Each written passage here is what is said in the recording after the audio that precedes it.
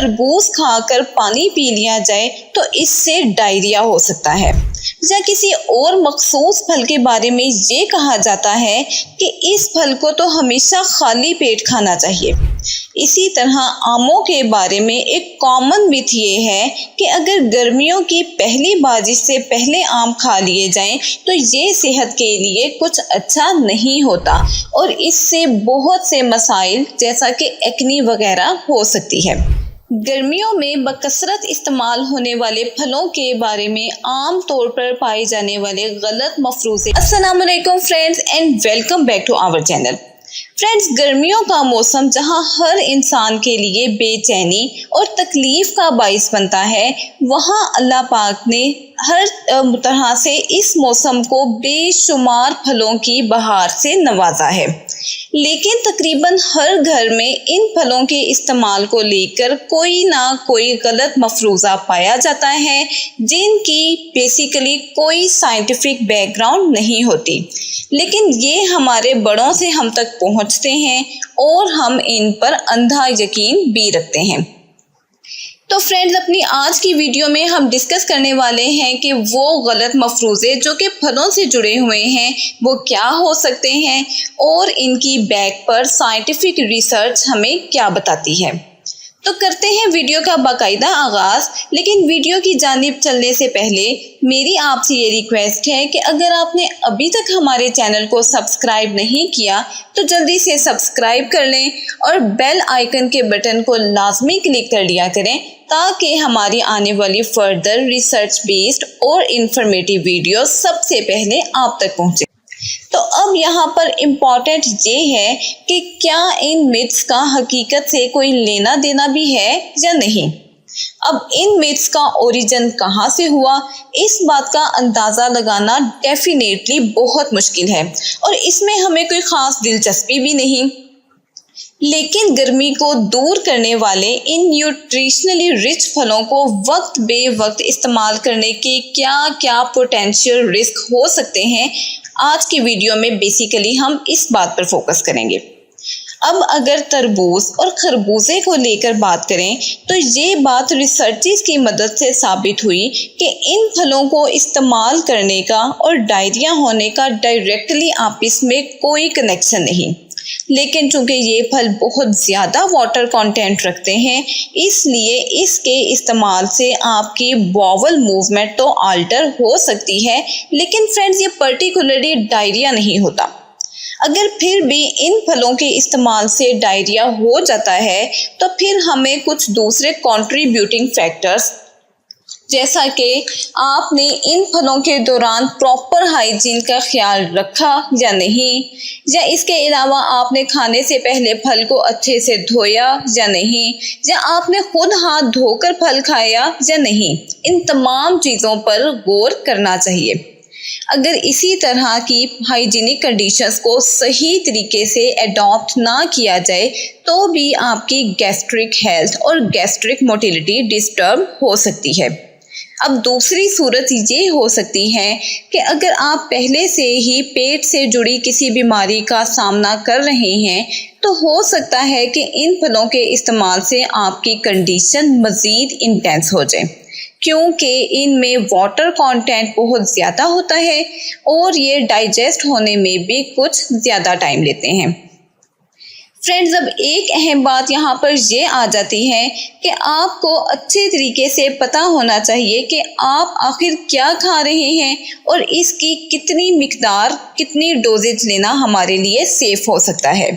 मसलन तरबूज या इस जैसे ऐसे फल जिनको हज़म होने में कुछ ज़्यादा टाइम लगता है, इनकी एक साथ ही बहुत ज़्यादा कंजम्पशन ना कर ली जाए,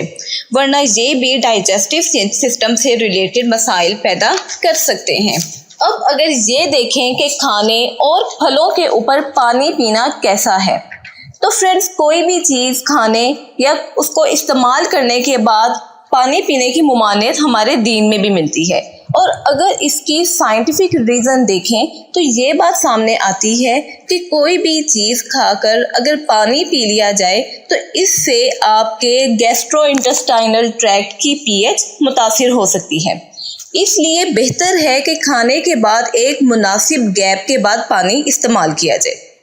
इससे अब ये तो वाजिया हो गया कि तरबूज या इस तरह के दूसरे फलों का बीमारी पैदा करने से डायरेक्ट कोई ताल्लुक नहीं, बल्कि इनको इस्तेमाल करने की स्ट्रेटजी गलत हो सकती है, जो कि अल्टीमेटली बीमारी को पैदा करने का सबब बनती है। अब अगर इन फलों को इस्तेमाल करने का वक्त देखें तो फ्रेंड्स, बेहतर तो यही है कि गर्मियों में चूंकि दिन टाइम टेम्परेचर बहुत ज़्यादा होता है और पर्सपिरेशन यानी पसीने की वजह से आपकी बॉडी में पानी की ऑलरेडी कमी हुई होती है, तो बेहतर है कि इन फलों को दिन के वक्त इस्तेमाल किया जाए ताकि गर्मी और लू की वजह से होने वाली फ्लूइड और इलेक्ट्रोलाइट डिप्लीशन को ख़त्म किया जा सके। इसके अलावा एशियन रीजन्स में जो खाने ज़्यादा खाए जाते हैं, मसलन दाल, रोटी, चावल, दूध और आलू वगैरह, तो इनमें कार्ब्स की मिकदार पहले ही ज़्यादा होती है। और अगर इन खानों के फ़ौरन बाद हम फल भी ऐसे इस्तेमाल कर लें जिनमें कार्बोहाइड्रेट की मिकदार ज़्यादा हो, जैसा कि तरबूज या खरबूजा या इस फैमिली के दूसरे फल, तो इनसे बहुत सारी मेडिकल कॉम्प्लिकेशंस भी पैदा हो सकती हैं। ख़ुसूसन इनसे इंसुलिन रेजिस्टेंस पैदा होने का खदशा होता है। अब अगर बात करें कि आम के बारे में कौन से मफरूज़े तकरीबन हर घर में मिलते हैं, अक्सर लोगों के जहन में आमों को लेकर ये बात नक्श होती है कि अगर आमों को गर्मियों की पहली बारिश से पहले इस्तेमाल कर लिया जाए तो इससे एक्नी हो सकती है, या आपने सुना होगा कि आम खाने से गर्मी हो सकती है, या आम और दूध एक साथ इस्तेमाल करना ख़तरनाक है, या आपने कहीं ये सुना होगा कि mangoes can cause weight gain, या आप लोगों ने ये भी सुना होगा कि प्रेग्नेंट औरतें आम का ज़्यादा इस्तेमाल नहीं कर सकती। इस तरह के और भी बहुत सारे मिथ्स मौजूद हैं। तो फ्रेंड्स, अब रिसर्चर्स ने ये बात साबित कर दी है कि these are just baseless myths and there is no solid background behind them. Friends, अब असल बात यह है कि जो फल और इस तरह की चीज़ हम इस्तेमाल कर रहे हैं उसका टाइम क्या है और उसको हम कितनी मिकदार में ले रहे हैं।